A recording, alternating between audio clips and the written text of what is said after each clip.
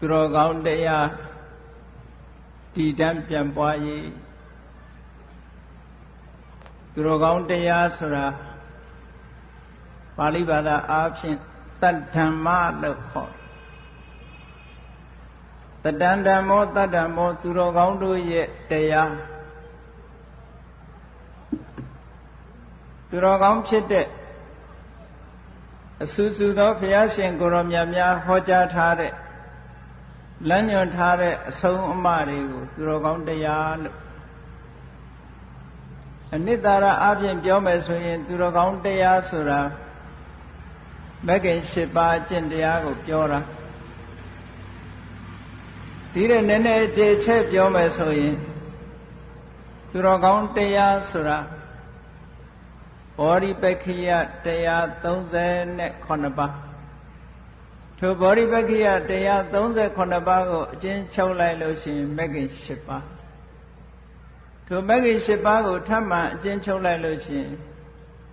နိဗ္ဗာန်ကိုဥတည်ထားတဲ့သီလသမာဓိပညာဆိုတဲ့လူတွေရဲ့တဏ္ဍာမှာကျင့်သုံးလိုက်နိုင်တဲ့တကယ်အရည်အသွေးပြည့်ဝတဲ့ကိုယ်ချင်းတရားများလူရဲ့အရည်ချင်းတွေဟာဒါဟာဗုဒ္ဓမြတ်စွာဘုရားဆုံးမထားတဲ့တရားဖြစ်သောကြောင့်တတ္ထမ္မသူတော်ကောင်းတရားလို့ခေါ်တယ်။အဲဒီသူတော်ကောင်းတရားတွေထိုသူတော်ကောင်းတရားတွေကိုပဲဒီကနေ့တွင်ကျဲနေတဲ့နာမည်နဲ့ပြောမယ်ဆိုရင်သာသနာပေါ့မြတ်စွာဘုရားသခင်ကိုရောမြတ်ရဲ့အဆုံးအမသာသနာဆိုသည်မှာသီလသမာဓိပညာမဂ္ဂင်၈ပါးကျင့်တရားဘောဓိပက္ခိယတရား39ပါးဒီတရားတွေကလူတွေရဲ့တဏ္ဍာမှာ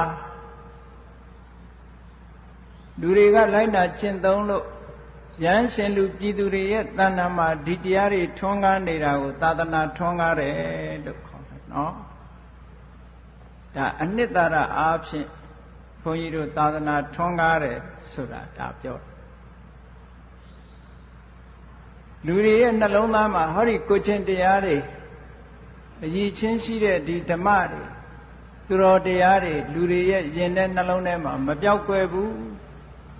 လေးလေးမြတ်မြတ်ကျင့်သုံးနေကြတယ်ဆိုရင်ဒါသာသနာထွန်းကားတယ်သူတော်ကောင်းတရားထွန်းကားတယ်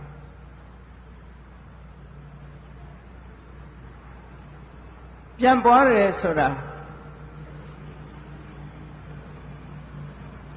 ထိုသာသနာ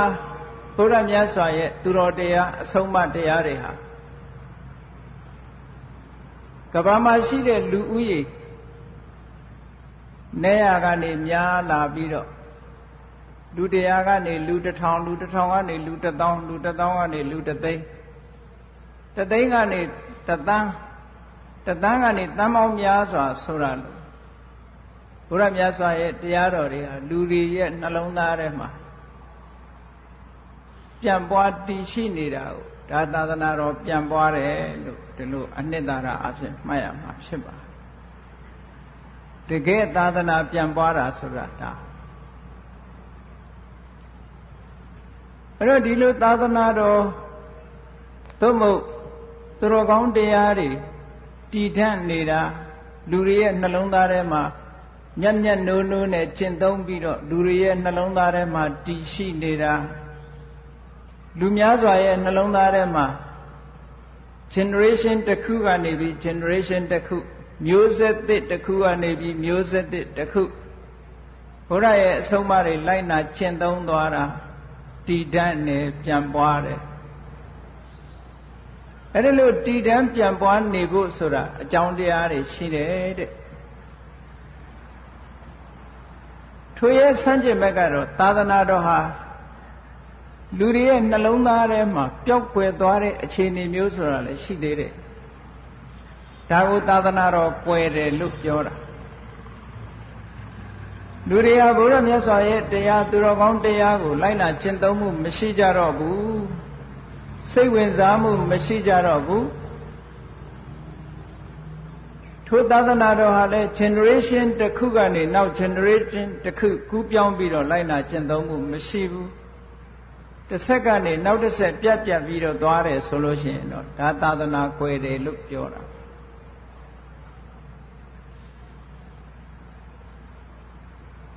ဒီကနေ့ဘုရားမြတ်စွာဂေါရမဗုဒ္ဓတည်ထားခဲ့တဲ့သာသနာတော်မြတ်ကြီးလွန်ခဲ့တဲ့နှစ်ပေါင်း2500ကျော်ကဓမ္မစက္ကပုဒ္ဒနာသုတ်တံအစချီပြီးတော့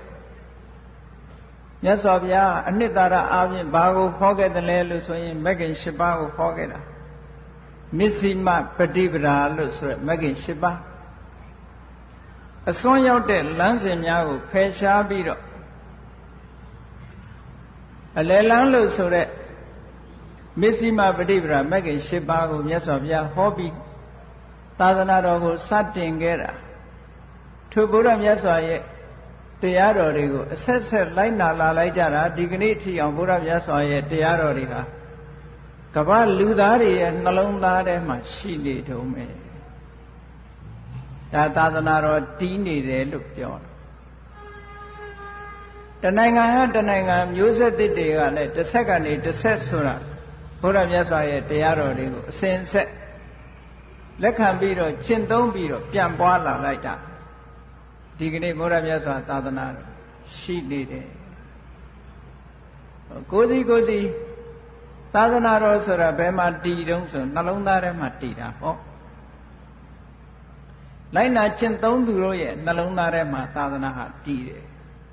မလိုက်နာဘူးဆိုတဲ့ပုဂ္ဂိုလ်ရဲ့နှလုံးသားထဲမှာသာသနာကွယ်တယ်လို့ပြောနိုင်တယ်အဲ့တော့တည်တယ်ကွယ်တယ်ဆိုတာဟာတခါတရံကျတော့ပုဂ္ဂိုလ်နဲ့လည်းဆိုင်ကိုယ်တဏ္ဍာမှာသာသနာတည်ရလားကိုယ်တဏ္ဍာမှာသာသနာကွဲနေပြီလားဆိုတာလူတိုင်းဆန်းစစ်ပြီးတော့ကြည့်ရမယ်အနေထားရှိပါတယ်ဒီကနေ့ဘုရားကျောင်းကန်နေမြည်မြပင်ပေါ်နေတယ်ထိုဘုရားကျောင်းကန်နေဟာသာသနာတည်ခြင်းရဲ့အကျိုးဆက်ပြရုပ်တွေမျှတာဖြစ်ပြီးတကယ်သာသနာတည်တာဆိုတာတော့နှလုံးသားထဲမှာပဲရှိတယ်ဒီလိုမှတ်ရကောင်းပြီသာသနာတော်ဟာလွန်ခဲ့တဲ့2500ကနေမြတ်စွာဘုရားသာသနာတော်တည်လာစတင်ပြီးတော့ဟောကြားလို့လေးမြတ်နဲ့ဘုရားတရားတော်တွေဟာ generation တစ်ခုကနေ generation တစ်ခုမျိုးဆက်တစ်ခုကနေမျိုးဆက်တစ်ခုကူးပြောင်းပြီးတော့ဒီကနေ့မြန်မာနိုင်ငံတော်သူနိုင်ငံသားတွေနှလုံးသားရဲ့အထိဘုရားမြတ်စွာတရားတော်တွေဟာတည်ရှိပြီးတော့သက်ဆောင်လာခဲ့ကြတယ်မဟာပရိနိဗ္ဗာန်သုတ်မှာမြတ်စွာဘုရားကဟောဒီယဟန်တွေသာသနာဝန်တန်းယဟန်တွေဟာကောင်းကောင်းကြီးဟောတာတွေကိုကျင့်သုံးပြီးတော့ဒီမစ္စည်းမပฏิပဒါဆိုတဲ့ဒီအကျင့်တရားတွေကိုကောင်းကောင်းကျင့်သုံးပြီးတော့ထိန်းထားကြမယ်ဆိုရင်လောကကြီးမှာယဟန္တာတွေမစိတ်သုံးနိုင်ပါဘူးလို့ဒီလိုဟောထားခဲ့တာရှိဣမေသသုပ္ပတ္တဘိက္ခုသမ္မာဝိဟရေယုံအတ္တုံညောလောကောအရဟံတေဟိအတ္တသာသနာဝန်တန်း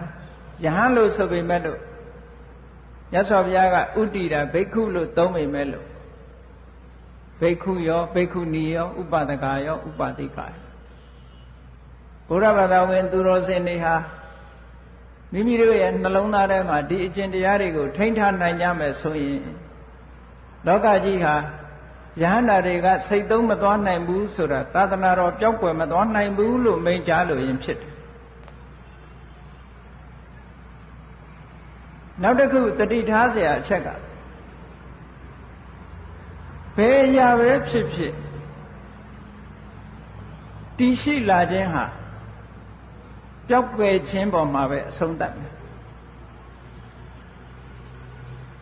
ထွန်းကားနေခြင်းသည်ဆွေးပြပြခြင်းမှာပဲဆုံးမယ်တည်တံ့ခြင်းသည်ပြိုကွဲခြင်းမှာပဲအဆုံးသတ်မယ်ဆိုတော့ဘုရားမြတ်စွာရဲ့သာသနာတော်အဆုံးအမတရားတော်ကြီးဟာတနေ့ကြာလို့ရှိရင်ပျောက်ကွယ်သွားတဲ့အချိန်ဆိုတာတော့ရောက်လာအောင်မှာပါဒါက မမြဲတဲ့သဘာဝတရားကြီးကိုတော့ဘယ်အရာမှလွန်မြောက်နိုင်စွာမရှိပါဘူးတဗ္ဗေသင်္ခါရအနိစ္စလို့ဆိုတဲ့အတိုင်းအရာခတ်သိမ်းဟာထာဝရရွေးရှားနေတာဖြစ်လို့နောက်ဆုံးတစ်နေ့ဟာအဆုံးသတ်ဆိုတာရှိလာမှာကြည့်ပဲအသက်ရှင်ခြင်းဟာသေခြင်းမှာပဲဆုံးတယ်ကျမ်းမာခြင်းဟာယောဂရခြင်းမှာပဲဆုံးတယ်နုပြိုခြင်းဟာအိုခြင်းမှာပဲဆုံးတယ်ချမ်းသာကြွယ်ဝခြင်းသည်ဆင်းရဲခြင်းမှာပဲဆုံးတယ်အရာခတ်သိမ်းမှာအဆုံးတော်ရှိတာကြီးပဲထို့တူပဲဘုရားမြတ်စွာရဲ့သာသနာတော်ကြီးဟာဒီကနေ့ထွန်းကားပြန်ပွားနေပေမဲ့လို့နောက်ဆုံး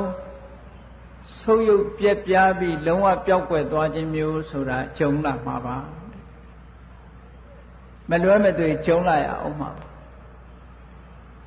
ဘာကြောင့်ကြုံလာတော့ဆိုတော့အကြောင်းမဲ့တော့မဟုတ်အကြောင်းရှိတယ်တည်တံ့ခြင်းမှလည်းအကြောင်းရှိတယ်ဆုပ်ပြက်ပြားခြင်းလည်းအကြောင်းရှိတယ်သာသနာတော်ရှိကြတည်တံ့အောင်ဆောင်ရွက်လို့ရတယ်သင်္ခါရတရားလို့ဆိုတော့လေပြုပြင်ထိမ့်သိမ့်မှုကောင်းလို့ရှိရင်ရှိကြစွာတည်တယ်အဲကြောင့်မလို့ဒီကနေ့ဆုတောင်းကြတယ်မို့လားဗုဒ္ဓသာသနာစိတံဒိဋ္ဌတုဆိုပြီးတော့ရှိကြစွာတည်ပါစေဘယ်မှာတည်မှာတော့လူတွေရဲ့နှလုံးသားထဲမှာတည်မှာတတ္တမပฏิရူပကဆိုတဲ့သုတ်တံမှာမြတ်စွာဘုရားကရှင်မကသဝကြီးရဲ့အမေကိုဖြေထားတဲ့စကားလေးတစ်ခုရှိဒါလည်းတရားချက်ခင်သူတော်စင်ပြိဿတ်တို့အနေနဲ့တတိထားเสียကောင်းတဲ့အချက်တတ္တမပฏิရူပကဆိုတာသူတော်ကောင်းတရားအတုလို့ပြောတာအတုဆိုတာအစစ်နဲ့တူတာကိုခေါ်တာအစစ်နဲ့တူတဲ့ဟာကိုအတုလို့ပြောတာရှင်မကသဗ္ဗကဒီနေ့တော့မြတ်စွာဘုရားစီချင်းကပ်ပြီးတော့သူသိကျင်တဲ့မေခွန်းတစ်ခုလျှောက်တယ်သာသနာတော်စတင်တည်ထောင်တဲ့ရှေ့ပိုင်းမှာတဲ့ဝိနည်းသိက္ခာပုဒ်လို့ဆိုတဲ့စီမင်းစည်းကမ်းတွေကနည်းနည်းပဲရှိသေးတယ်တဲ့သို့တော့ယဟန္တာဖြစ်တဲ့ပုဂ္ဂိုလ်တွေအမတန်မှများတယ်အခုဒီကနေ့နောက်ပိုင်းရောက်လာတဲ့အခါကျတော့တဲ့စီမင်းစည်းကမ်းတွေကအလွန်များလာအဲ့ဒါလို့များလာတာနဲ့အမျှယဟန္တာဖြစ်တဲ့ပုဂ္ဂိုလ်တွေကလည်းနည်းနေလာတယ်စည်းကမ်းတွေကများလာပြီးတော့အည်သွေးတွေနှိမ့်ကျသွားတယ်တရားဓုတရားမြတ်ရတဲ့ပုဂ္ဂိုလ်ကနည်းသွားသာသနာတည်စာတုန်းကတော့ဒီလိုမဟုတ်ဘူးစီမင်းစည်းကမ်းတွေသိမ့်မများပဲနဲ့ယဟန္တာဖြစ်တဲ့အည်သွေးရှိတဲ့ပုဂ္ဂိုလ်တွေကများတယ်ဒါဘာကြောင့်ပါလဲလို့မြတ်စွာဘုရားကိုလျှောက်ဖူးတယ်မြတ်စွာဘုရားကဘယ်လိုဖြေတုံးဆိုရင်လောကကြီးမှာအတုတွေပေါ်လာလို့ရှိရင်အစစ်ဆိုတာကွဲတာပေါ့အစစ်နဲ့တူတဲ့တရားတွေဟာဆင်ဆင်တူတဲ့တရားတွေပေါ်လာဥပမာပဲဆိုပါစို့ရွှေဓုတွေပေါ်လာတဲ့အခါကျတော့ရွှေစစ်တွေဟာတဖြည်းဖြည်းပျောက်သွားရွှေစစ်ကတန်ဖိုးလည်းကြီးတယ်လူတိုင်းလည်းမဆင်နိုင်ဘူးရွှေဓုကြတော့ကြည့်လိုက်လို့ရှိရင်ရွှေစစ်နဲ့တူတယ်ပေါ့ရွှေအစစ်နဲ့တူတယ်ဝင်းဝင်းဝါဝါလှလှပပတောက်တောက်ပြောင်ပြောင်ရွှေအစစ်တိုင်းပဲ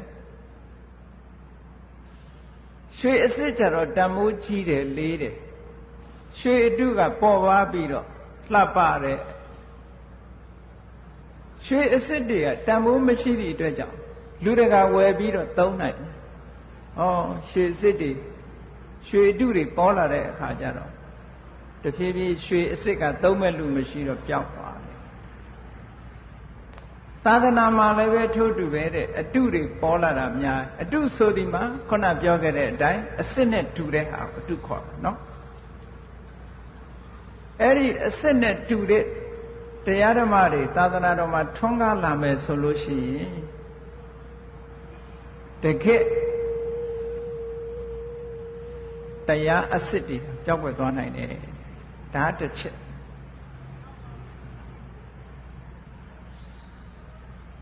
ဘုရားမြတ်စွာကတတိပေးတဲ့အနေနဲ့ဆက်ပြီးမိန့်ကြားတာလေ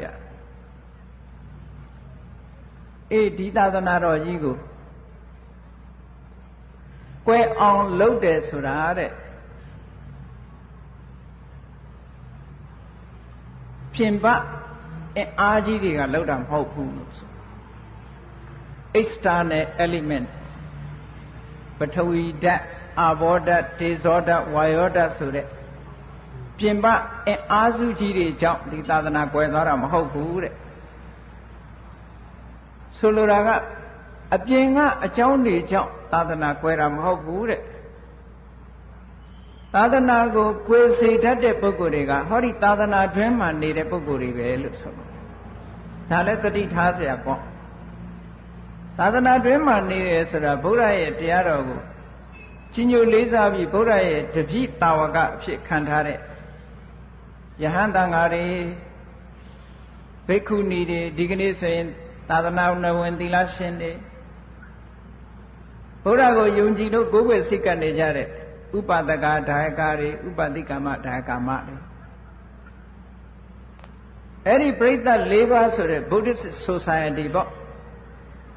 အဲ့ဒီ Society ကပုဂ္ဂိုလ်တွေကသာသနာကိုလည်းပဲထွန်းကားစေတယ်သာသနာကိုလည်းကွယ်ပစေတယ်လို့ဒီလိုဟောတာမြတ်စွာဘုရားမြတ်စွာပွင့်တော်မူခဲ့တဲ့တရားဓမ္မကိုထူးထူးခြားခြားသိရှိရဖြစ်တဲ့ဒီကနေ့အိန္ဒိယနိုင်ငံကြီးကိုကြည့်ရာဇဝင်သမားတွေကတော့ပြောလိုက်ပဲအိန္ဒိယနိုင်ငံဘာကြောင့်သာသနာကွယ်တာတုံးလို့ဆိုတဲ့အခါမှာတခြားအားစုတွေကိုထောက်ပြကြတယ်ရာဇဝင်တွေကဘယ်အယူဝါဒတွေအကြောင်းဘသူအကြောင်းဘသူကဝင်တိုက်လို့ဆိုတာမျိုးတွေနဲ့ထောက်ပြကြတယ်နော်သမိုင်းမှာဘယ်ရန်သူတွေကကျူးကျော်တိုက်ခိုက်လို့အိန္ဒိယနိုင်ငံကြီးဟာသာသနာပျောက်ကွယ်သွားတယ်လို့ပြင်ပအားစုတွေကိုလက်ညှိုးထိုးတယ်ဘုရားမြတ်စွာဒီသုတ်တန်ထဲမှာပြင်ပအားစုကြီးကိုလက်ညှိုးမထိုးဘူးသာသနာပျောက်ကွယ်တယ်ဆိုတာအတွင်းမှာရှိတဲ့ပုဂ္ဂိုလ်တွေရဲ့နှလုံးသားနဲ့ယုံကြည်လေးစားမှုဟာအဓိကဖြစ်ပါတယ်ဒါကသိပြီးတော့ reasonable ဖြစ်တယ် logical ဖြစ်တယ်ဘလောက်ပဲပြင်ပကအနှောက်အယှက်တွေများနေနှလုံးသားတွေကသာသနာကိုကွယ်အောင်မလုပ်နိုင်ပါဘူးသိချာကြည့်မယ်ဆိုရင်သူတွေရဲ့ယုံကြည်ချက်ကိုဖြိုဖျက်ပြစ်လို့မရဘူးလေဒါကြောင့်မို့လို့သာသနာတော်ကွယ်တယ်ဆိုတာအပြင်ကအကြောင်းကြောင့်ကွယ်တာမဟုတ်အားနဲ့သွားအောင်ချိနဲ့သွားအောင်တော့လုပ်လို့ရတယ်ကွယ်အောင်လုပ်လို့မရဘူးပေါ့စัจ jin မဲ့အကြောင်းတရားတွေကသာသနာတော်ဖြန့်ပူး၍တဲ့အနှောင့်အယှက်တော့ဖြစ်လာမယ်သို့တော့သာသနာတော်ကွယ်မှာမဟုတ်ဘူးတဲ့ဒါကတတ္တမပฏิရူပကသုတ်မှာမြတ်စွာဘုရားကဟောထားတဲ့တရားအဲ့ဒီမှာဘာကြောင့်သာသနာကွယ်တုံးဆိုတာနဲ့ပတ်သက်ပြီးတော့မြတ်စွာဘုရားကဘိက္ခုဘိက္ခုနီဥပဒကဥပတိကဆိုတဲ့ Buddhist Society မှာရှိတဲ့ member တွေဘုရားပေါ်မှာလေးစားမှုအားနည်းလာတယ်လေးစားမှုဆိုတာစိတ်ဝင်စားမှုအားနည်းလာဓမ္မပေါ်မှာလေးစားမှုစိတ်ဝင်စားမှုအားနည်းလာသံဃာအပေါ်မှာလေးစားမှုစိတ်ဝင်စားမှုအားနည်းလာသူတော်ကောင်းတရားမှာမမိတ်မသက်လေးလေးစားစားလိုက်နာကျင့်သုံးခြင်းအမှတ်ရခြင်းလို့ဆိုတဲ့အပ္ပမာဒတရားတော်ပေါ်အားနည်းလာစိတ်ဝင်စားမှုတွေအားနည်းလာကိုချင်းသိက္ခာတွေပေါ်မှာစိတ်ဝင်စားမှုအားနည်းလာတယ်ဟောဒါတွေဟာသာသနာကွယ်ခြင်းရဲ့အကြောင်းပဲလို့တတ္တမပฏิရူပကသုတ်မှာမြတ်စွာဘုရားဒီလိုခေါ်တာဒါလည်းပဲဒီကနေ့တတိထားเสียကောင်းတဲ့အချက်တစ်ခုပေါ့ဗဟိတပြင်ပကအကြောင်းတရားတွေအပြစ်ပုံချမဲ့အစား မိမိတို့ရဲ့အည်ချင်းကိုအဓိကထားပြီးတော့လိုက်နာကျင့်သုံးကြရမယ်ဆိုတာကိုတတိထားဖို့လိုအပ်တာပေါ့မြတ်စွာဘုရားဟောတဲ့တရားတွေလိုက်နာပြီးတော့တည်တည်ချာချာကြည့်လိုက်မယ်ဆိုလို့ရှိရင်သာသနာတော်တည်ထံခြင်းဟာလိုက်နာကျင့်သုံးနေကြတဲ့ပုဂ္ဂိုလ်တွေရဲ့အခြေအနေပေါ်မှာပဲတည်တယ်ဆိုတာအမတန်မှထင်ရှားပါတယ်ကဲသာသနာတော်ကွယ်ပြီဆိုတဲ့အခါမှာကွယ်ပုံကွယ်နည်းဘယ်နှမျိုးရှိတုံးဆို5မျိုးရှိတယ်လို့ထက္ကရာကရှင်းပြသာသနာတော်ကွယ်တယ်ဆိုတာအဆင့်ဆင့်ကွယ်မယ်သူတော်ကောင်းတရားကွယ်ပြောက်တယ်ဆိုတာအဆင့်ဆင့်ကွယ်ပြောက်အမြင့်ဆုံးကစပြီးတော့ပြောမယ်ဆိုလို့ရှိရင်အဓိကမအန္တရဌာနအဓိကမဆိုတာ attainment ရှင်းကြံကြိုးကိုအထုတ်လို့ရရှိလာတဲ့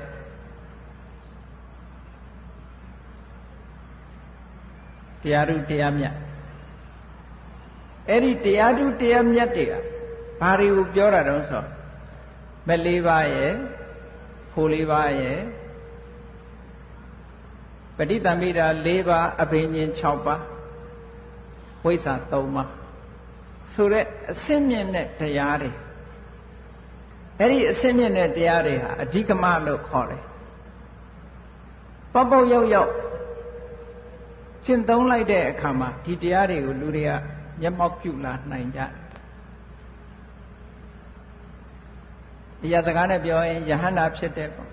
ထူးခြားတဲ့တကုပါဝါတွေရတယ်ပေါ့အဲ့ဒီထူးခြားတဲ့မလေးပါးဖို့လေးပါးအဘိညာဉ်6ပါးပဋိသမိတာ4ပါးအဘိညာဉ်6ပါးဝိဇ္ဇာ3ပါးဆိုတဲ့အမတန်ထူးခြားတဲ့စွန့်ရည်တတ္တိရှိတဲ့ဒီတရားတွေဟာသာသနာတော်မှာပထမဆုံးကွယ်ပြောင်းမဲ့တရားတွေပဲလို့ဒီလိုပြော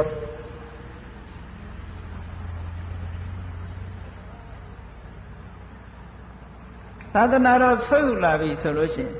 ဆိုလိုတာကအစင်းမြင့်တဲ့ယဟန္တာပုဂ္ဂိုလ်ကြီးတွေမှာပဋိသင်္ပိတာဉာဏ်၄ပါးရကြနောက်ပိုင်းရောက်လာတဲ့အခါကျတော့ပဋိသင်္ပိတာဉာဏ်ရလာတဲ့ပုဂ္ဂိုလ်နည်းတယ်ပဋိသင်္ပိတာဉာဏ်ဆိုတာအမတန်အစွမ်းထက်တဲ့အကြောင်းတရားကိုခွဲခြားစိတ်ဖြာသိတဲ့ဉာဏ်အကျိုးတရားတွေကိုခွဲခြားစိတ်ဖြာပြီးတော့သိတဲ့ဉာဏ်အကြောင်းတရားခွဲခြားစိတ်ဖြာသိတဲ့ဉာဏ်ကိုဓမ္မပဋိသင်္ပိတာအကျိုးတရားတွေကိုခွဲခြားစိတ်ဖြာသိတဲ့ဉာဏ်ကိုအဋ္ဌပဋိသင်္ပိတာ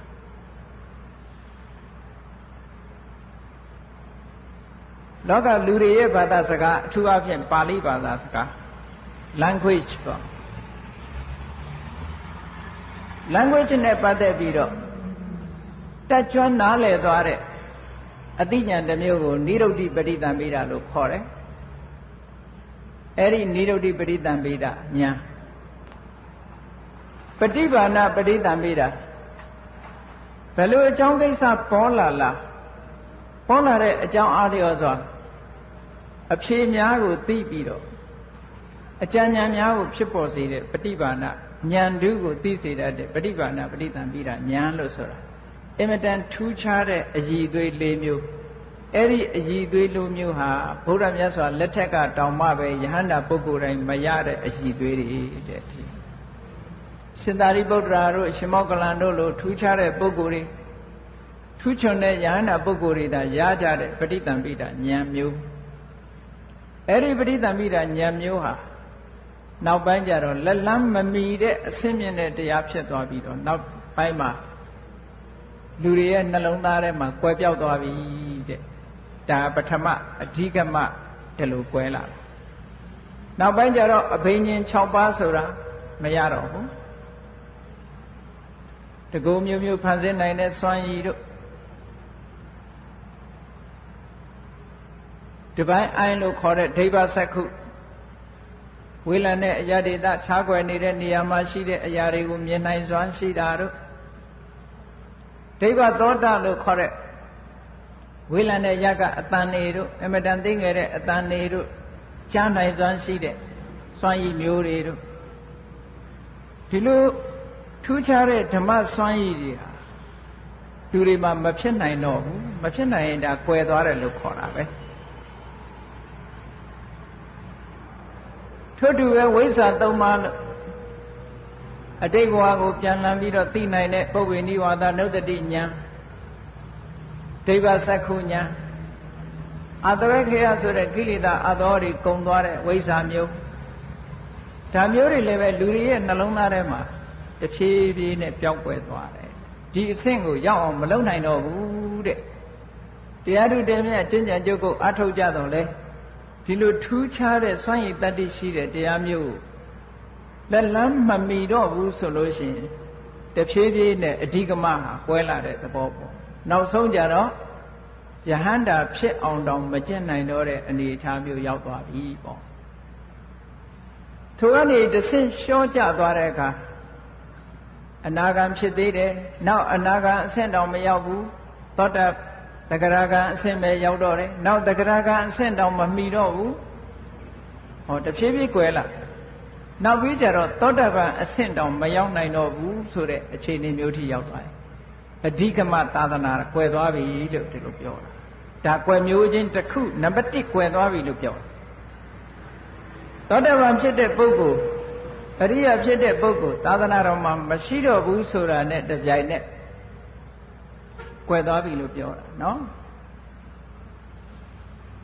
ဒီနေရာမှာဘုန်းကြီးတို့တွေလေ့လာစရာကောင်းတဲ့အချက်ကသောတပန်ရဲ့အည်အသွေးတွေကဘယ်လိုရှိတာလဲတဂရဂံရဲ့အည်ချင်းတွေကဘယ်လိုဟာလဲအနာဂံရဲ့အည်ချင်းတွေကဘယ်လိုလဲယဟန္တာပုဂ္ဂိုလ်တွေကဘယ်လိုနေတာလဲလို့ဆိုတဲ့ပုဂ္ဂိုလ်တူတယောက်ရဲ့အည်အသွေးတွေကိုသိရှိဖို့လိုတယ်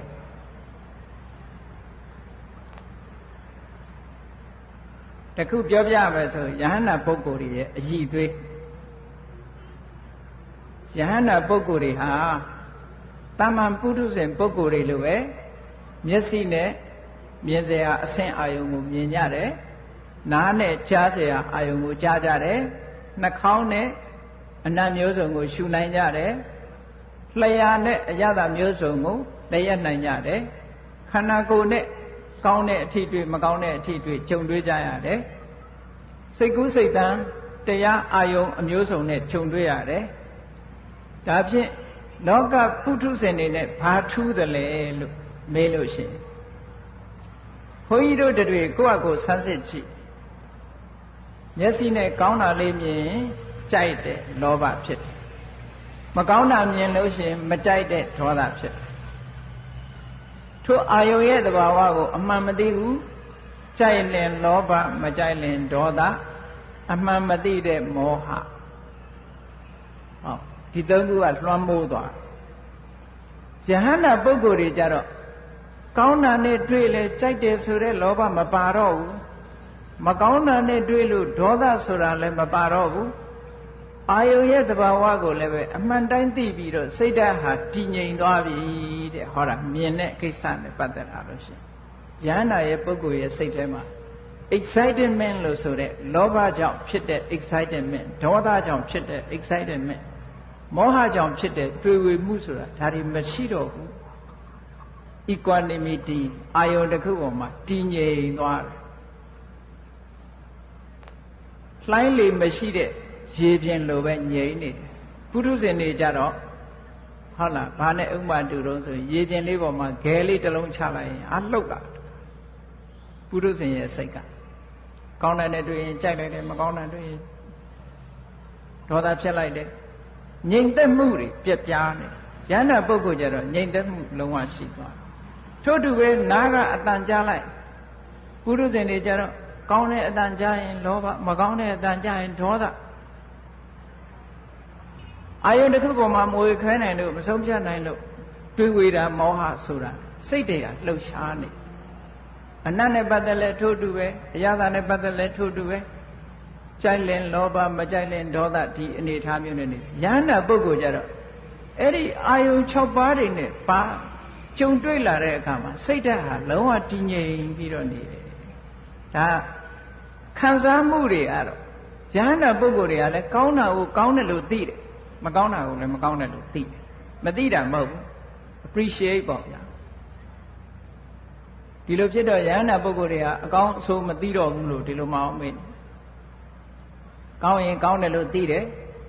ကောင်းရင်ကောင်းတယ်လို့သိတယ်လောဘမဖြစ်ဘူးမကောင်းရင်မကောင်းဘူးလို့သိတယ်ဒေါသမဖြစ်ဘူးပုရုဇဉ်တွေကြတော့ကောင်းရင်ကောင်းတယ်လို့သိတယ်လောဘနဲ့လိုချင်တယ်မကောင်းရင်မကောင်းဘူးလို့သိတယ်ဒေါသနဲ့ပြစ်မှားတယ်ဟောဒီလိုဖြစ်လာယဟန္တာပုဂ္ဂိုလ်တွေကြတော့အဲ့ဒီလိုစိတ်ရဲ့လှုပ်ရှားမှုတွေအားလုံးဖယ်ရှားပြီးတော့စိတ်တည်ငြိမ်မှုရသွားတယ်ဒါယဟန္တာပုဂ္ဂိုလ်ရဲ့ပုံသဏ္ဍာန်ကိုဖော်ပြီးတော့ကြည့်ဖို့အဲ့ဒီလိုမှမဟုတ်ဘူးဆိုလို့ရှိရင်ယဟန္တာပုဂ္ဂိုလ်ဟာဘာတွေသွားပြီးတော့ယဟန္တာလို့ထင်နေကြတယ်ဆိုလို့ရှိရင်ဘုန်းကြီးတွေပြန်တော်မူရင်ဓာတ်တော်ကြရင်ယဟန္တာလို့သွားထင်တာမျိုးတွေဖြစ်တယ်ဓာတ်တော်ကြရမယ်လို့မပါဘူးနော်မြတ်စွာဘုရားကယဟန္တာရဲ့အည်သွေးထဲမှာဓာတ်တော်ကြတာမပါဘူးဓာတ်ဆိုဒီမှာ relic ဆိုဒီမှာခန္ဓာကိုယ်ကကျွမ်းကြံခဲ့တဲ့ဟာကို relic လို့ခေါ်ဓာတုဆိုတာအယိုးကိုလည်းဓာတုခေါ်တာပဲအဲ့တော့ယဟန္တာလို့တွေ့ကျင်လို့ရှိရင်တော့ယဟန္တာဆိုတာဖူးတွေ့ဖို့ရတော့အမတန်နဲ့ခဲရင်တယ်တကယ်ယဟန္တာအစစ်ဆိုလို့ရှိရင်ခုနလိုအည်သွေးတွေရှိမှတကယ်ယဟန္တာအစစ်ဖြစ်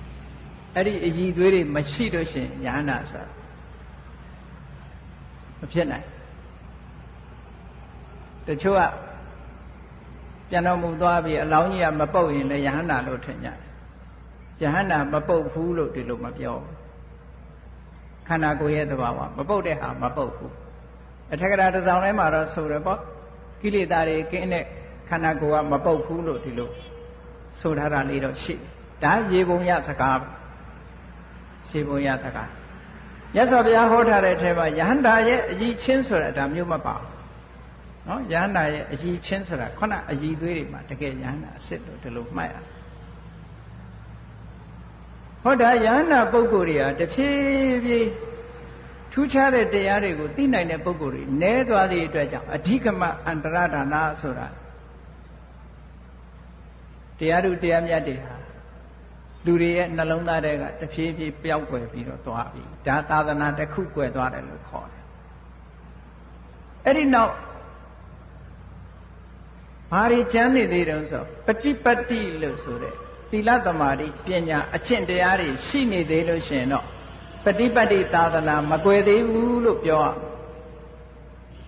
တရားဓမ္မကျင့်တရားတွေသီလအကျင့်တွေရှိတယ်သမာဓိအကျင့်တွေရှိတယ်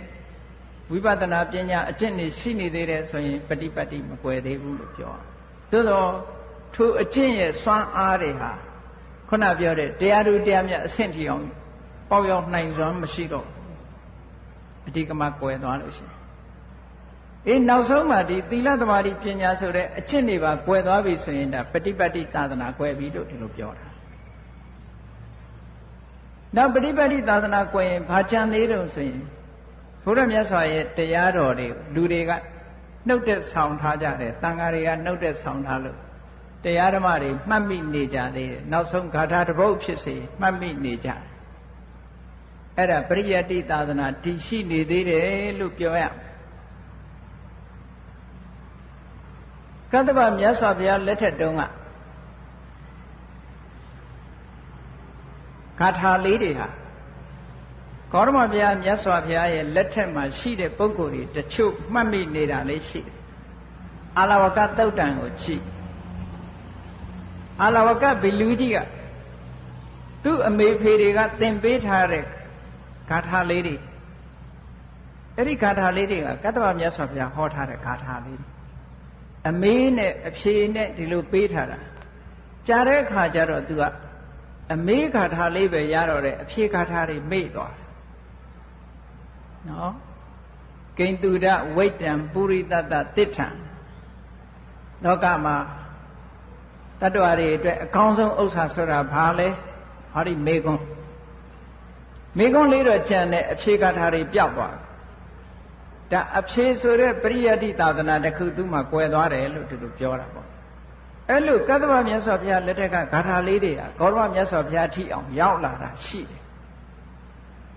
ဆိုပါစို့အာမခန္ဓာတုတ်ဆိုတာတတ္တလွတ်နဲ့ပတ်သက်ပြီးတော့အာမခန္ဓာတုတ်ဆိုတာရှိတယ်အဲ့ဒီအာမခန္ဓာတုတ်ဟာလေကတ္တဗမြတ်စွာဘုရားလက်ထက်ကဟောထားတဲ့တရားဂေါတမမြတ်စွာဘုရားလက်ထက်မှာပြန်ပြီးတော့ဟောထားလို့ဟောဒီတုတ်တံဟာကတ္တဗမြတ်စွာဘုရားလက်ထက်ကတရားလို့ဒီလိုပြောလို့ရတယ်ဒီလိုတရားဓမ္မတွေဟာလေဂေါတမမြတ်စွာဘုရားဟောထားတဲ့တပည့်စัจ जा သုတ်တံကအစမဟာပရိနိဗ္ဗာန်သုတ်တံအဆုံးဒီတရားဓမ္မတွေဟာလေနောက်ဆုံးကြတော့တဖြည်းဖြည်းနဲ့ပျောက်ကွယ်သွားရင်ဒါပရိယတ္တိအန္တရဒါနနောက်ဆုံးဂါထာလေးတစ်ပုဒ်တောင်မကြမ်းအောင်ပျောက်သွားပြီဆိုရင်ပရိယတ္တိပျောက်ကွယ်သွားပြီလို့ဒီလိုပြောရမယ်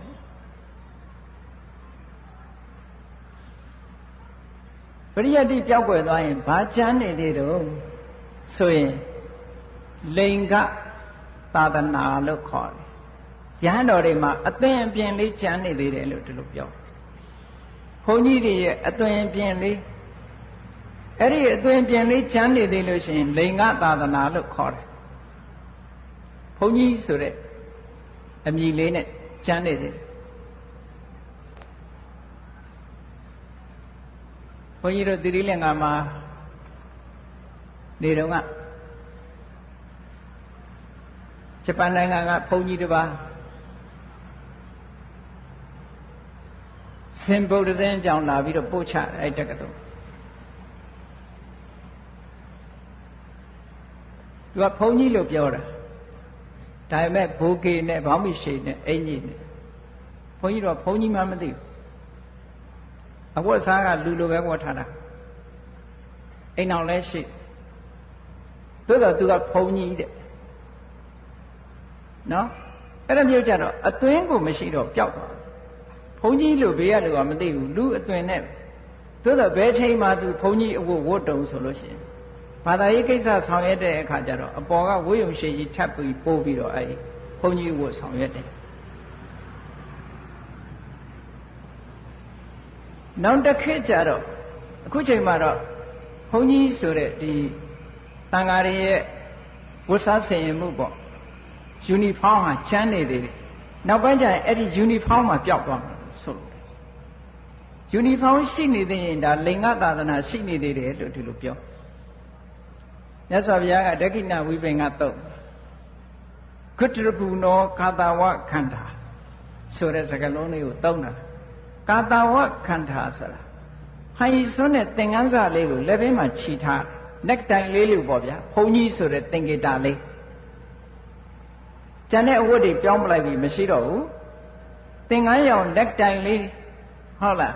သင်္ကန်းရောင်နက်တိုင်လေးလက်ဘေးမှာဆွဲထားသေးလို့ရှိရင်ဒါဘုန်းကြီးဆိုပြီးတော့အသွင်လေးရှိနေတယ်အဲ့ဒီဘုန်းကြီးကိုတဲ့တကယ်တန်ခါအစ်စ်ကိုယူမှန်းပြီးတော့လှူတာတော့သူလှူတာပေါ့လေယူမှန်းပြီးတော့တန်ခါအစ်စ်တွေကို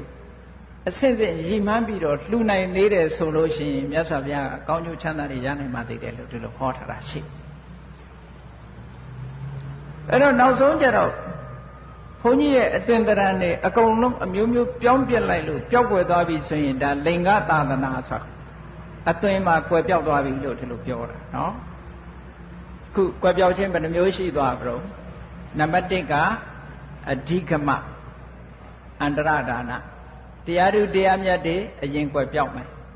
နံပါတ်2ကပฏิပတ်တိအန္တရဒါနအကျင့်တရားတွေကွယ်ပြောက်သွားမယ်နံပါတ်3ကပฏิယတ္တိပရိယတ္တိအန္တရဒါနသင်ကြားရမယ့်တရားဓမ္မတွေကွယ်ပြောက်သွားမယ်ဘုရားဟောထားတဲ့တရားဓမ္မတွေကွယ်ပြောက်နံပါတ်4ကလိင်္ဂအန္တရဒါနယန္တန်ဃာတွေရဲ့အသွင်ကွယ်ပြောက်သွားလိမ့်မယ်တဲ့နံပါတ်5ကဘာတုံးလို့ဆိုရင်ဓာတုအန္တရဒါနတဲ့မြတ်စွာဘုရားရဲ့ဓာတ်တော်တွေနောက်ဆုံးကြတော့ကွယ်သွားလိမ့်မယ်လို့ဆိုဒါအထက်ကထာမှာဟောထားအထက်ကထာမှာရေးထားတယ်နောက်ဆုံးတစ်နေ့ဘုရားမြတ်စွာရဲ့ဓာတ်တော်တွေကိုကိုးကွယ်မဲ့လူတွေသိပြီရှိကြတော့ခုတချို့နိုင်ငံတွေမှာကိုးကွယ်တာမရှိတော့ဘူးလေဘုရားရဲ့ဇေဒီတော်တွေဇေဒီဟောင်းတွေပထိုးတွေရှိတဲ့ဓာတ်တော်တွေရှိမယ်အဲ့ထဲမှာဒါပေမဲ့လူတွေကမကိုးကွယ်တော့အဲ့မကိုးကွယ်တော့တဲ့နောက်ဆုံးတစ်နေ့ရောက်တဲ့အခါကျတော့တဲ့ဓာတ်တော်တွေဟာ တဏှာမှာအားလုံးစုလာလိုက်မယ်စုလာပြီးတော့နောက်ဆုံးဘယ်ရောက်တုံးဆိုရင်ဗုဒ္ဓဂယာဗောဓိမန္တိုင်ဗုဒ္ဓဂယာမှာရှိတဲ့မဟာဗောဓိညောင်မင်းကြီးတည်ရှိတဲ့နေရာမှာဗုဒ္ဓရဲ့ဓာတ်တော်တွေကဘာအနှံ့ပြန့်နေတဲ့ဗုဒ္ဓရဲ့ဓာတ်တော်တွေဟာအဲ့ဒီမှာလာစုပြီးတော့တဲ့ဓာတ်တော်တွေကစုပေါင်းပြီးတော့ဖရာရဲ့ပုံသဏ္ဍာန်ဖန်ဆင်းကြလိမ့်မယ်လို့ပြောတယ်ဆိုလိုတာကဓာတ်တော်တွေကပြန်စုလိုက်ပြီးတော့ဖရာရဲ့ပုံပန်းသဏ္ဍာန်ကြီးပြန်ပေါ်လာမယ်ပြန်ပေါ်လာပြီးတဲ့အခါမှာအဲ့ဒီဓာတ်တော်တွေကနေဖြစ်ပေါ်လာတဲ့ဗုဒ္ဓရုပ်ပွားတော်ကြီးနေမိတဖရာရုပ်ပွားတော်လို့ဗုဒ္ဓရုပ်ပွားတော်ကြီးကတကူအမျိုးမျိုးပြပြီးတော့နောက်ဆုံးတရားဓမ္မဟောပြီးတေဇောဓာတ်လောင်ပြီးဓာတ်တော်တွေကလုံးဝရှာမရသည့်ထီအောင်ပျောက်ကွယ်သွားလိမ့်ဦးမယ်လို့အဲ့ဒီအချိန်မှာဗုဒ္ဓဂယာဒေသမှာလူသားဆိုလို့ရှိရင်တဦးတယောက်မှမရှိတော့ဘူးတဲ့လူသားတွေမရှိတဲ့အချိန်နတ်ဒေတာလည်းအဲ့ဒီပွဲကိုမှီနိုင်တယ်လို့အထက်ကထာမှာဒီလိုရေးထားတာရှိဒါကတော့အနာဂတ်အကြောင်းအရာတစ်ခုပေါ့နော်နောက်ဖြစ်မဲ့အကြောင်းအရာတစ်ခုအဲ့ဒီဓာတုအန္တရဒါနဓာတ်တော်တွေဟာနောက်ဆုံးနေကြတော့အခုလိုပျောက်ကွယ်သွားပြီးတဲ့နောက်မှာဆိုရင်ဘုရားမြတ်စွာရဲ့သာသနာတော်ကြီးကလုံးဝကွယ်သွားပြီဒီနောက်ဆုံးနေ့ဆိုတာတနေ့ကျတော့ရောက်လာအောင်ပါပဲအဲ့လိုသာသနာတော်ကြီးမကွယ်အောင်အခုလိုဒါကွယ်ခြင်းအကြောင်းတွေတဖြည်းဖြည်းနဲ့သဘာဝတရားအခုလိုကွယ်ပြောက်ပြီးတော့သွားလိုက်မယ်အဲ့တော့ဒီသာသနာတော်ကြီးမကွယ်ရအောင်ကြာရှည်တည်အောင်ဘာလုပ်ရမလဲတချို့နိုင်ငံတွေမှာသာသနာမြန်မြန်ကွယ်သွားတယ်ဘာကြောင့်ကွယ်တာလဲတချို့နိုင်ငံမှာတီးနေတယ်ဘာကြောင့်တီးတာလဲဆိုတာအကြောင်းရှိတယ်ပေါ့ဆိုင်ရာအကြောင်းလေးတွေရှိတယ်အဲ့ဒီအကြောင်းတရားတွေကဘာတုံးနဲ့မြတ်စွာဘုရားကအင်္ဂုတ္တရနိကေမှာသုတ်ပေါင်း3ခုဟောထားတာရှိတယ်တချို့ကတော့အမျိုးမျိုးတွေးကောင်းတွေးလိုက်မယ်သာသနာတော်ထွန်းကားပြန်ပွားအောင်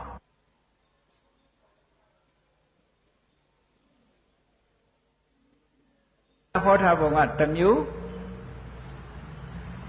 အခြားပုဂ္ဂိုလ်တွေယုံကြည်တာကတစ်မျိုးရှိသေးတယ်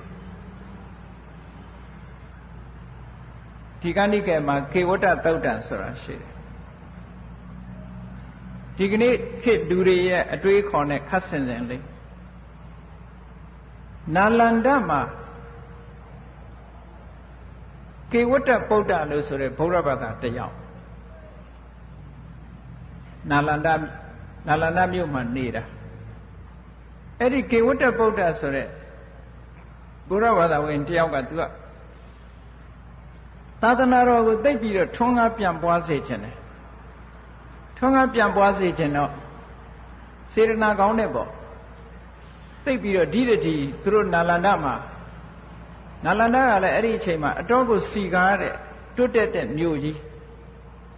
ဒါလောက်တိုးတက်နေတဲ့နာလန္ဒသူနာလန္ဒတွေဟာအားလုံးဗုဒ္ဓဘာသာမဖြစ်ဘူးတချို့တဝက်ဗုဒ္ဓဘာသာဖြစ်နေအဲ့တော့ဗုဒ္ဓဘာသာတွေအများစုဖြစ်စေခြင်းနဲ့သာသနာတော်ကြီးထွန်းကားပြန်ပွားစေခြင်းနဲ့ဒါကြောင့်မို့ကေဝတ္တပုဒ္ဒဆိုတဲ့ဗုဒ္ဓဘာသာတယောက်ကမြတ်စွာဘုရားကိုသွားလျှောက်တာသူကအရှင်ဘုရားတဲ့ဟောဒီနာလန္ဒာကြီးကစီးပွားရေးသိပ်ကောင်းတယ်ဗျာလူဦးရေလည်းထူတတ်တယ်ဒီနာလန္ဒတစ်မျိုးလုံးဗုဒ္ဓတရားတော်တွေကိုကြီးညိုပြီးဗုဒ္ဓဘာသာဝင်ဖြစ်သွားရင်သိပ်ကောင်းမှာပဲဒါကြောင့်မလို့အလုံးဗုဒ္ဓဘာသာပဲအခုစီယုံရေးကောင်းအောင်မလုပ်သင့်တော့ဆိုပြီးသူကလျှောက်တယ်အရှင်ဘုရားတဲ့တကိုးပြမဲ့ကိုတော်တစ်ပါးခန့်ထားပေးပါတဲ့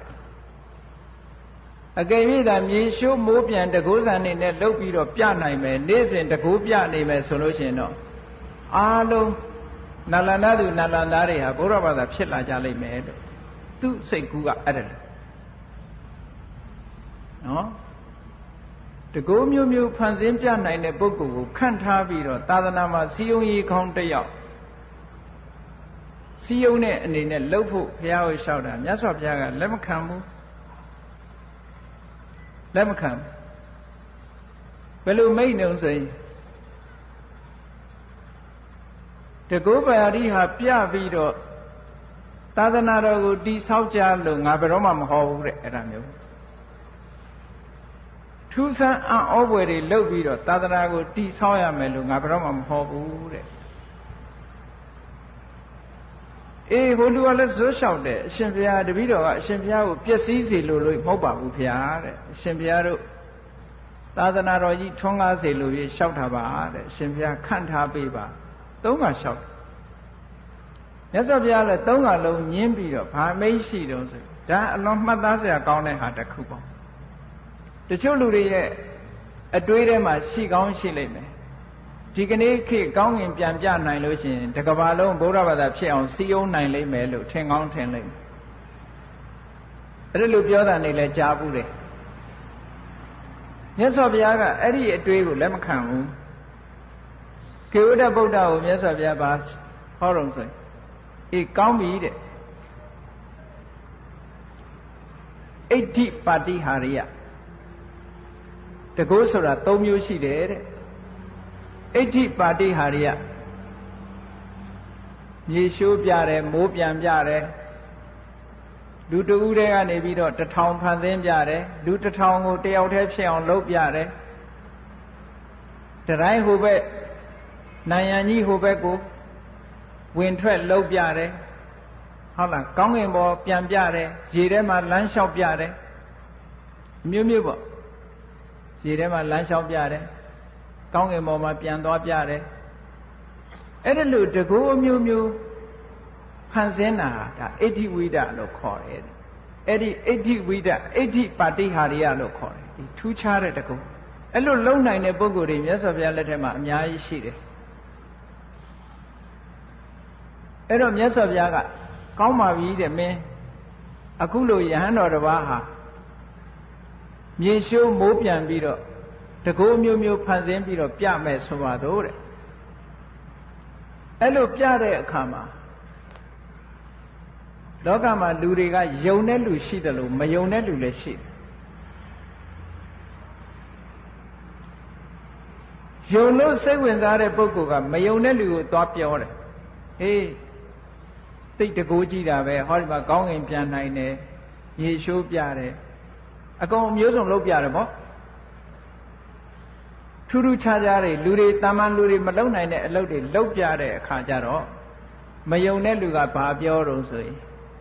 အေးလောကမှာခန္ဓာရီဝိဇ္ဇာဆိုတာကောင်းငင်ပြန်နိုင်တဲ့အတ္တတွေရှိတယ်တဲ့ခုကလေးပြောလို့ရှိရင်ဒါ magic အတ္တတွေမျက်လှည့်ပြတာပါလို့ပြောမှာဒါတကယ်မဟုတ်ပါဘူးမင်းမျက်လှည့်ပြတာပါလို့ပြောမယ်တဲ့မယုံတဲ့လူကအဲ့တော့မျက်လှည့်ပြတာပါလို့ဆိုကြတဲ့သူတရားကိုစိတ်ဝင်စားတော့ဘူးပေါ့ကိုချင်းတရားကောင်းမှုအတွက်ဖြစ်မလာတော့ဘူးဒါမျက်လှည့်ပြတာပါခန္ဓာရီဝိဇ္ဇာအတ္တနဲ့လှုပ်ထားတာပါလို့ညင်းလိုက်လိမ့်မယ်တဲ့ဒါကြောင့်မို့အဋ္ဌိပါတိဟာရိယလို့ဆိုတဲ့ဒီလိုတကိုးပြပြီးတော့စီယုံတာမမှန်ဘူးလို့မြတ်စွာဘုရားတယ်ဟောဒါကြောင့်မို့လို့ငါမခိုင်းနိုင်ဒီနိလန်းကိုမသုံးဘူးနောက်တစ်ခုကဘာလို့ဆိုအာဒေသနာပါတိဟာရိယလူတွေရဲ့စိတ်ကိုအတတ်သိတယ်ခုခေတ်လည်းရှိတယ်လေအကြမ်းမြင်ရတဲ့ပုဂ္ဂိုလ်တွေတို့ဘိုးတော်တွေပါတယ်ဟုတ်လားလူစိတ်ကိုသိတယ်မင်းဘာတွေစိတ်ကူးနေတာမဟုတ်လားမင်းလမ်းတော့ကဘာတွေတွေးလာတာမဟုတ်လားစသဖြင့်လူရဲ့စိတ်သိတဲ့ပုဂ္ဂိုလ်မျိုးလို့ထို့တူပဲ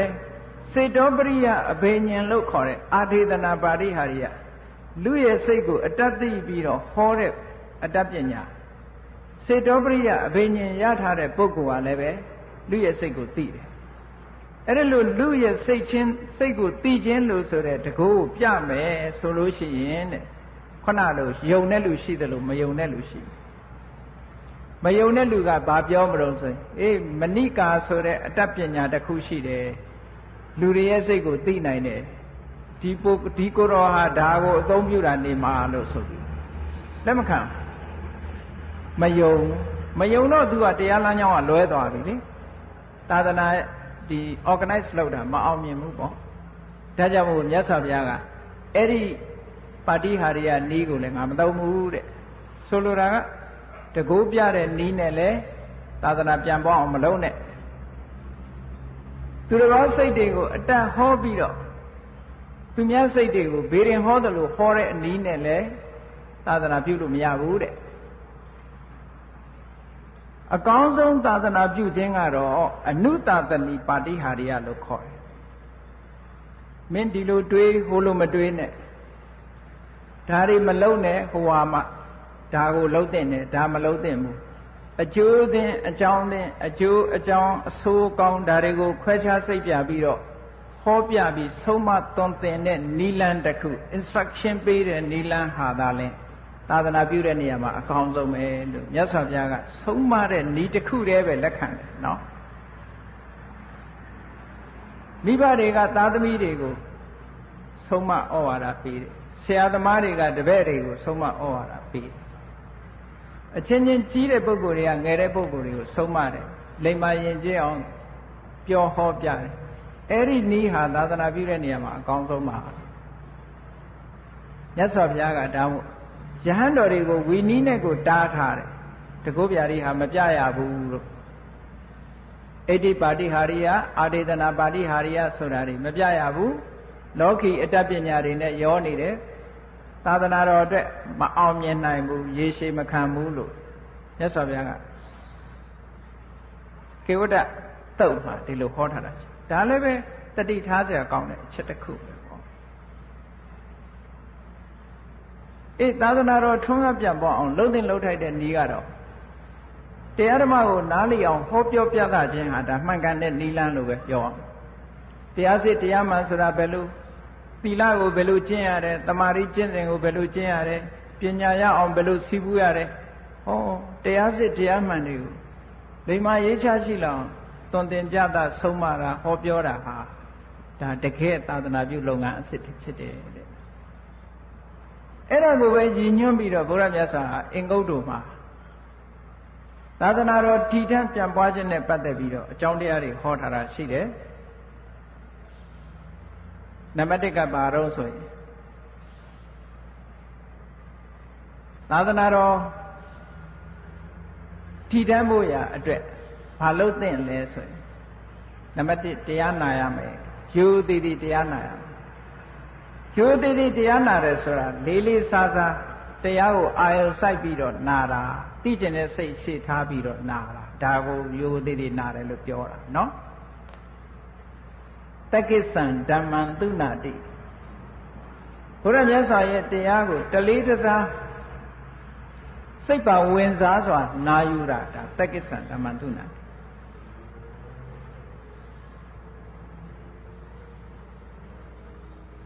နောက်တစ်ခုကတလေးတစားတရားတော်ကိုသင်ယူတာပထမနာယူမယ်နာပြီးတော့တလေးတစားမှတ်သားမယ်တလေးတစားမှတ်သားပြီးတဲ့အခါမှာအ내ဒိဋ္ဌိကိုဆင်ញင်စဉ်းစားမယ်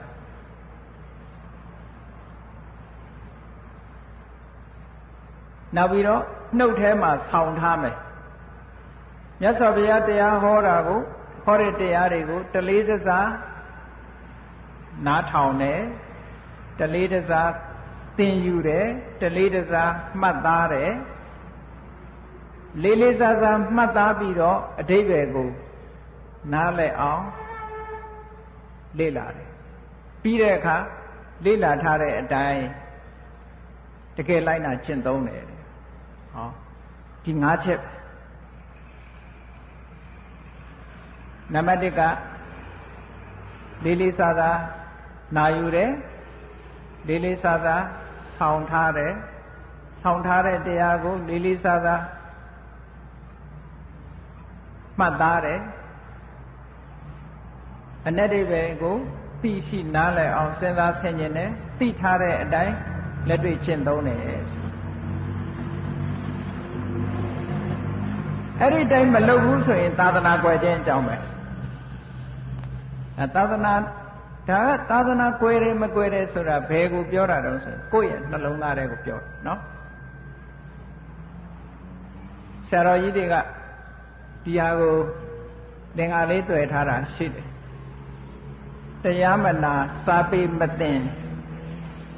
နှုတ်တွင်မဆောင်သိအောင်မပြုဓမ္မာနုဓမ္မပฏิပတ်ကွာဤ5ပြာဒီဒါသာသနာပြည့်ခြင်းအကြောင်း5မျိုးတရားမနာစာပေမသိနှုတ်တွင်မဆောင်သိအောင်မပြု ဓမ္မာနုဓမ္မပฏิပတ်กว่าတရားမနာဆိုတာတရားဓမ္မကိုလေးလေးစားစားနာယူခြင်းမပြုဘူးစာပေမသိဆိုတာဘုရားမြတ်စွာဟောကြားတဲ့တရားဓမ္မကိုဂါထာလေးတစ်ပုဒ်ကစပြီးတော့လေ့လာသင်ယူလို့ခြင်းမရှိဘူး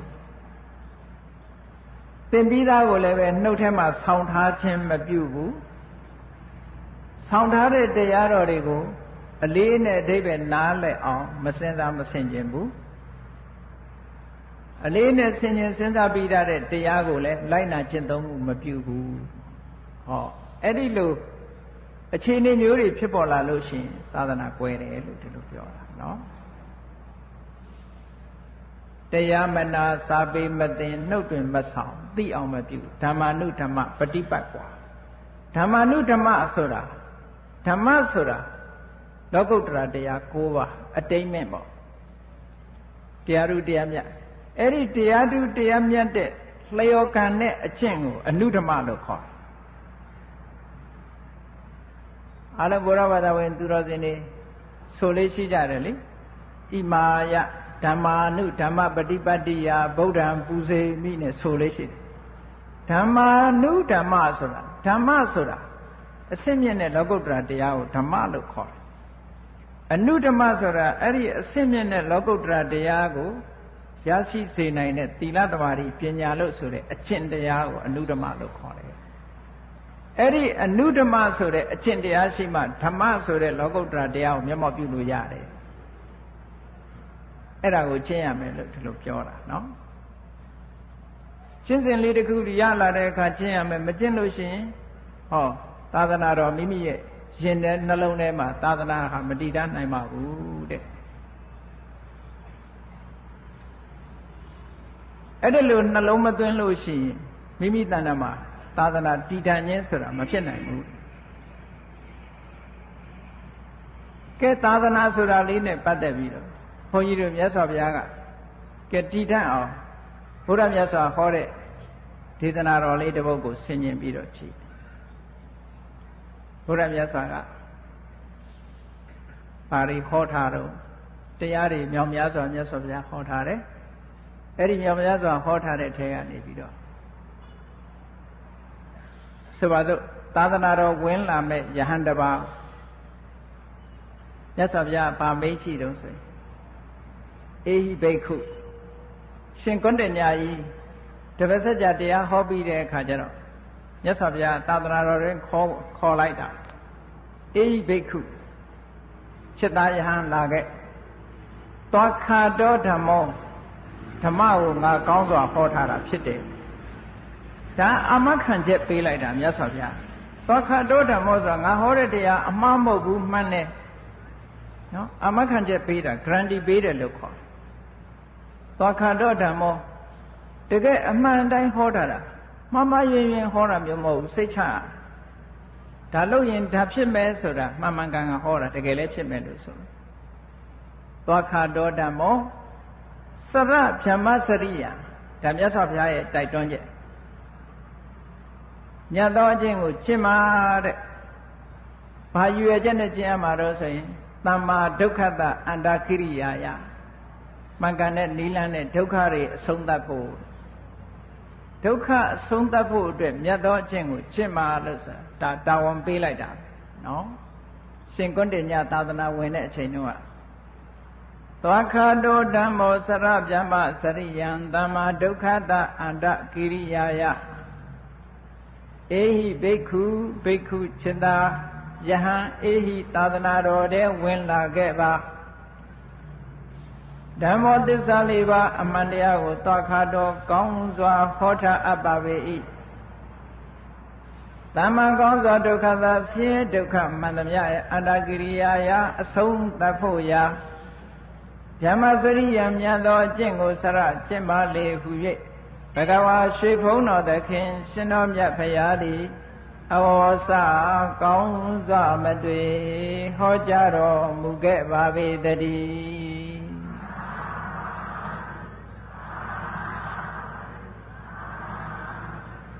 ပထမဆုံးရှင်ကွန်းတညသာသနာပေါ်ဝင်တဲ့အခါမြတ်စွာဘုရားကတာဝန်ပေးလိုက်တာ သူ့ရဲ့နှလုံးသားထဲမှာသာသနာကိုတည်ဆောက်ပေးလိုက်တာပဲဘုန်းကြီးတို့တွေနဲ့လည်းသက်ဆိုင်တယ်ဒါကနော်အားလုံးနဲ့သက်ဆိုင်ကြည့်လေသာသနာ့ဘောင်ဝင်လာပြီဆိုတာနဲ့တပြိုင်နက်စရဗျမစရိယံတမ္မာဒုက္ခတာအန္တကိရိယာယ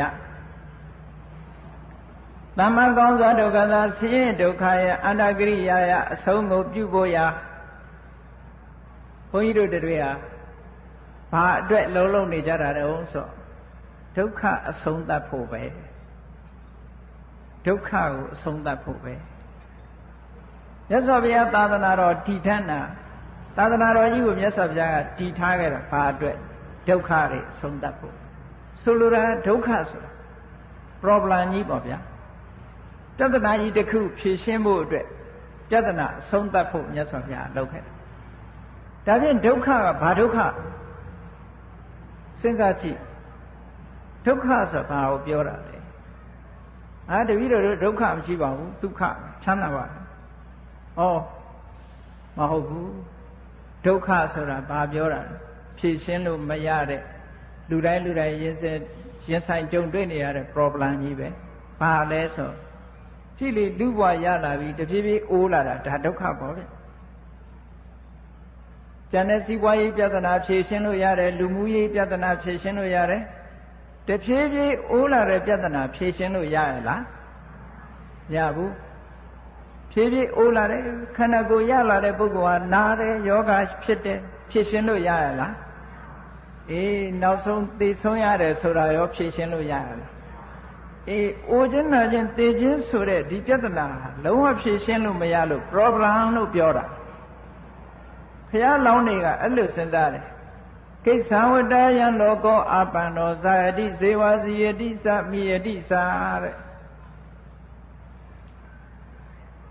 ဘုန်းကြီးကမလေးရှားသွားပြီးတော့အဘိဓမ္မာသင်္นานတော်ပို့ချတော့အိုခြင်းနာခြင်းသိခြင်းလို့ဆိုတဲ့ problem ဟာလူမျိုးတိုင်းမှာလည်းရှိတယ်နိုင်ငံတိုင်းမှာလည်းရှိတယ်လူတိုင်းမှာလည်းရှိတယ်အဲ့ဒီပြဿနာကြီးကိုဖြေရှင်းနိုင်တဲ့ပုဂ္ဂိုလ်မရှိဘူးဆိုတော့အမျိုးသမီးတယောက်ကဘာပြောတော့ဆိုဆရာတော်တဲ့အဲ့ဒါကလူတဘာဝပဲတဲ့အိုရနာတဲ့သိတာဆိုတာပြဿနာမဟုတ်ပါဘူးတဲ့ဆိုတော့ဘုန်းကြီးကပြောတယ်အဲ့ဒါကိုပြဿနာလို့မမြင်မချင်းမင်းဘယ်တော့မှဖြေရှင်းအောင်ကြိုးစားမှာမဟုတ်ဘူးလို့လူတဘာဝလို့သာလက်ခံနိုင်မယ်ဆိုရင်ပြဿနာမှမသိဘူးမသိရင်ဘယ်တော့မှမဖြေရှင်းဘူးဘယ်တော့မှမဖြေရှင်းရင်ဒါကြီးကအမြဲရှိနေမှာပဲလို့အဲ့ဒါကြောင့်မို့လို့ problem ကို problem လို့သိဖို့လိုတယ်လို့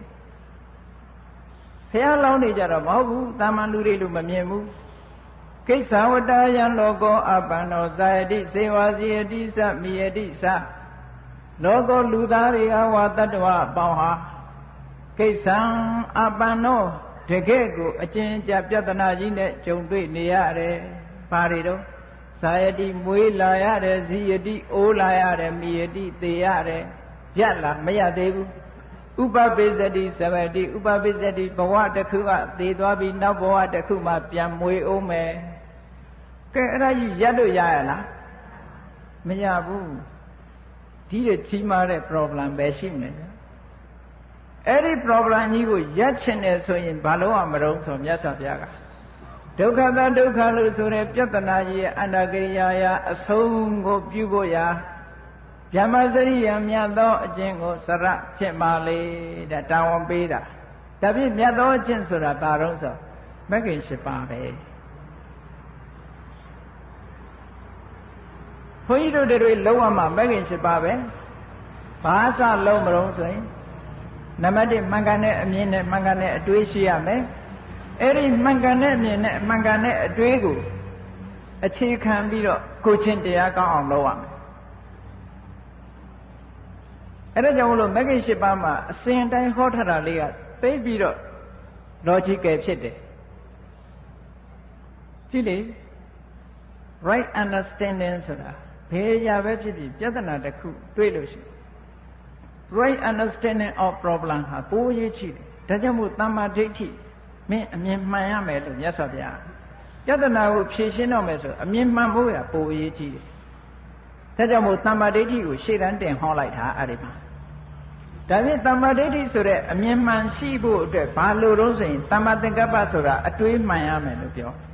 အတွေးမှားနေသေးရင်ဘယ်တော့မှအမြင်မမှန်ဘူးတဲ့အမြင်မှန်ရမယ်အမြင်မှန်ဖို့အတွက်အတွေးမှန်ရအောင်မယ်ဆိုပြီးတော့တမ္မာဒိဋ္ဌိပြီးတမ္မာသင်္ကပ္ပဟောတာဒါဖြင့်ဟုတ်ပြီအမြင်မှန်အတွေးမှန်နေပြီဆိုရင်ဘာလို့ရမလို့ဆိုရင်တမ္မာဝါစာမင်းစကားပြောတာ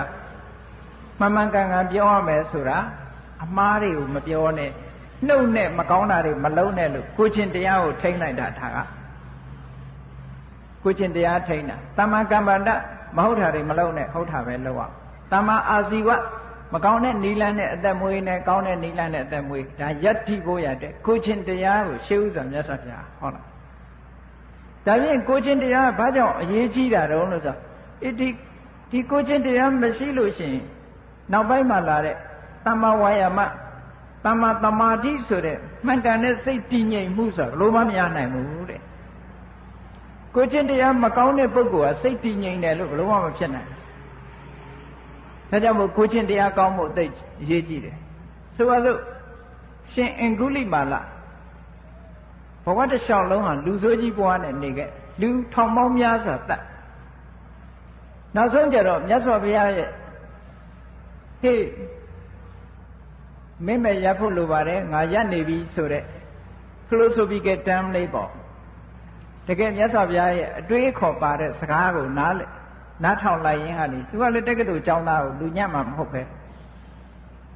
ငါကရပ်နေတာပါမင်းမဲ့ရပ်ပါလို့ဆိုတဲ့စကားကိုသိသဘောကျသွားပြီသူ့ဘဝကြီးပြောင်းသွား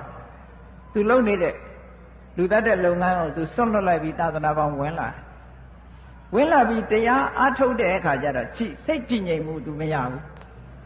ဘာတွေပဲမြင်နေတုံးဆိုရင်တောထဲမှာလူတွေလိုက်တတ်တဲ့အခါလူတွေကပြေးကြလွှားကြအော်ကြဟစ်ကြသွေးရဲရဲတန်ရဲနဲ့မလုတ်ပန်းတဲ့တောင်းပန်တာတွေဒါတွေပဲမြင်ကဲအဲ့ဒါလို့မကောင်းတဲ့အလုပ်လုပ်ထားပြီဆိုလို့ရှိရင်စိတ်ကလေးကိုချုပ်ပြီးကမ္မထာအာယုံပေါ်တင်လိုက်တာနဲ့တပြိုင်နက်အဲ့ဒီမြင်ကွင်းတွေကရုပ်ရှင်ပြတယ်လို့ထွက်လာတော့တာပဲတခါဒါကြောင့်မို့အဲ့ဒီလိုမဖြစ်ရအောင်တဲ့မြတ်စွာဘုရားကသမ္မာဝါစာသမ္မာကမ္မန္တသမ္မာအာဇီဝဆိုကိုချင်းတရားရှိရမယ်မရှိဘူးဆိုရင်စိတ်တည်ငြိမ်မှုဘယ်လိုမှမရနိုင်ဘူးတဲ့ဒါကြောင့်မို့သီလကိုအဲ့မှာဟောထားသီလဟောထားတော့ဒါတွေကမဂ္ဂင်၈ပါးကတစ်ခုနဲ့တစ်ခုဆက်နေတာကိုချင်းတရားကောင်းပြီဆိုလို့ချင်းစိတ်တည်ငြိမ်မှုရလာစိတ်တည်ငြိမ်မှုရလာတော့အာယုတစ်ခုတည်းပေါ်မှာစိတ်ကနှလုံးသွင်းအမှတ်ရနေမှုဆိုတဲ့သမ္မာတတိမကောင်းတဲ့သဘာဝတရားတွေမိမိတဏ္ဍာမှာမဖြစ်ရအောင်တားဆီးထားတယ်ဖြစ်လာလို့ရှိရင်လည်းဖယ်ရှားမယ်ကောင်းတဲ့သဘာဝတရားတွေမိမိတဏ္ဍာမှာမဖြစ်သေးဘူးဆိုရင်ဖြစ်အောင်လုပ်မယ်ဖြစ်ပြီးသားတွေလည်းတိုးတက်လာအောင်လုပ်ပဲဆိုတဲ့သမ္မာဝါယာမဒီကျင့်တာဟာမဂ္ဂင်၈ပါးလို့ခေါ်တယ်နေ့စဉ်မှာလုပ်ရမှာဒါပဲရှိတယ်ကိုချင်းတရားကောင်းအောင်လုပ်ပြီးတဲ့အခါမှာဆက်ပြီးလုပ်ရမှာပါတော့သမ္မာဝါယာမဆိုတာနံပါတ်1အကုသိုလ်မဝင်အောင်ဆုတ်ပိတ်ရဘုန်းကြီးတို့တွေဟုတ်လားချင်းလေးတကောင်မဝင်အောင်တော့ချင်းအောင်နေနဲ့ချင်းလုံးစကားတွေနဲ့ဆုတ်ပိတ်ကြတယ်အိမ်ထဲမှာဟုတ်လားတရိษံတို့သခိုးဓမြမဝင်အောင်တော့တွေနဲ့ချိတ်ဆုတ်ပိတ်ကြထို့တူပဲကိုယ်ခန္ဓာကိုယ်ထဲမှာအကုသိုလ်မဝင်အောင်ဆုတ်ပိတ်ရအဲ့ဒါကအလုပ်တစ်ခုကဲဆုတ်ပိတ်ရပြီမဲ့လို့တခါတလေချင်းအောင်ချထားပြီးမဲ့ချင်းကလေးကဝင်လာတာသိတာအဲ့ဒီဝင်လာတဲ့ချင်းပြန်ထုတ်ပြရအဲ့ဒါလိုပဲအကုသိုလ်လေးမကောင်းတဲ့စိတ်ကလေးကိုယ်တဏ္ဍာဝင်လာရင်ပြန်ထုတ်ပြရအဲ့ဒါကိုသမ္မာဝါယာမလို့ခေါ်တာအကုသိုလ်မဝင်လာအောင်တားတယ်ဝင်လာလို့ရှိရင်ထုတ်ပြတယ်ဒါသမ္မာဝါယာမလောက်ရမယ်အလုပ်တစ်ခုနောက်မကောင်းတဲ့စိတ်ကလေးမိမိတဏ္ဍာမှာမဖြစ်သေးရင်ဖြစ်အောင်လုပ်ရမယ်ဖြစ်ပြီးလို့ရှိရင်ကြီးထွားလာအောင်မွေးမြူပေးရမယ်ဒါကိုသမ္မပဒံ၄ပါးသမ္မာဝါယာမရဲ့အလုပ်၄မျိုးလို့ခေါ်တယ်ကျိုးပန်းအထုတ်မှုအဲ့ဒီကျိုးပန်းအထုတ်မှုမှာဒီလိုလုံနိုင်အောင်မလုပ်အောင်မလဲဆိုရင်သမ္မာပတိလို့ခေါ်တယ် mindfulness ကရှင်သန်နေအောင်လုပ်တာ mindfulness ရှိရမယ်သမ္မာသမာဓိလို့ခေါ်တဲ့ concentration right concentration ရှိရမယ်အဲ့ဒီသုံးခုကပူးပေါင်းပြီးတော့အလုပ်လုပ်လိုက်ရသမ္မာဝါယာမသမ္မာတတိသမ္မာသမာဓိအာယုန်တစ်ခုပေါ်မှာစူးစိုက်ပြီးတော့ ဝိုင်းပြီးတော့အလုတ်လုတ်လိုက်တဲ့အခါဘာဖြစ်လာတော့ဆိုရင် right thought အတွေးတွေမှန်းလာပြီးနောက်ဆုံးကြတော့ right understanding ဆိုတဲ့အသိဉာဏ်တစ်ခုရတာမဂ္ဂင်၈ပါးအကျင့်တရားကိုကျင့်နေဆိုတာဒီတဘာဝစွမ်းအားတွေမိမိတဏ္ဍာမှာထူထောင်ပြီးတော့ကြီးထွားအောင်လုပ်တာကိုခေါ်တာပါအဲ့ဒီအလုတ်ဒီသာသနာတော်တည်ထက်ပြန်ပွားခြင်းနဲ့ပတ်သက်တဲ့အမတန်မှအရေးပါတဲ့အလုပ်ပါလို့ရှင်ကောဏညမထေရမြတ်ကိုမြတ်စွာဘုရားတာဝန်ပေးတာဘိက္ခုချတယံအေသာသနာတဲဝင်လာခဲ့ပါဓမ္မောသစ္စာလေးပါးမှန်တရားကိုသက္ခတော်ငါကောင်းစွာဟောထားအပ်တယ်တမ္မာကောင်းစွာဒုက္ခသံကိုဆင်းရဲရဲ့အန္တကရိယာယဆုံးသတ်ဖို့ရာအတွက်ဗြဟ္မစရိယံဘဂင်၈ပါးလို့ဆိုတဲ့အကျင့်တရားကိုစရကျင့်သုံးလိုက်နာပါလေကူ၍ဘဂဝါရှေဖုံးတော်သခင်ရှင်တော်မြတ်ဖရာသည်အဝေါ်စာကောင်းစွာမသွေဟောကြားတော်မူခဲ့ပါပေတည်း